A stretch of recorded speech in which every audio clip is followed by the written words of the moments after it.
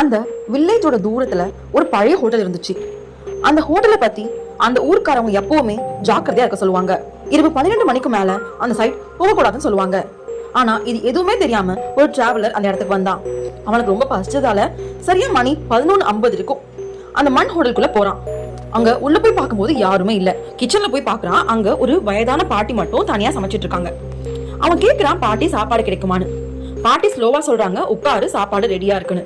அவன் சாப்பிட ஆரம்பிக்கிறான். ஆனா ஒரு ஸ்ட்ரேஞ்சான விஷயம், அந்த ஹோட்டல்ல அவன் மட்டும் தான் இருக்கான்.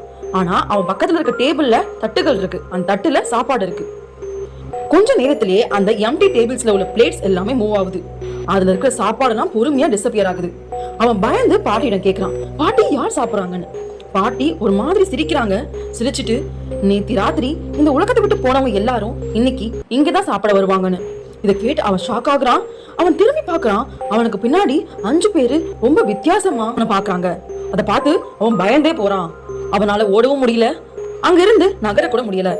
அடுத்த நாள் காலையில அந்த ஊர்க்காரவங்க அந்த ஹோட்டல் பக்கம் போறாங்க. அங்க ஒரு புது பிளேட் டேபிள்ல இருக்கிறத பாக்குறாங்க. அப்பதான் தெரியுது, நைட் இந்த கடைக்கு யாரோ வந்து மாட்டிக்கிட்டாங்க அப்படின்னு. அவனுக்கு என்ன ஆயிருக்கும் தெரிஞ்சுக்கணும்னா பார்ட் 1 கமெண்ட் பண்ணுங்க. இந்த வீடியோ பிடிச்சிருந்தா மறக்காம லைக் பண்ணுங்க, ஷேர் பண்ணுங்க. இது போன்ற மேலும் வீடியோக்கள் பார்க்கணும்னா இந்த சேனல் சப்ஸ்கிரைப் பண்ணிக்கோங்க. இந்த வீடியோ பார்த்ததுக்கு நன்றி.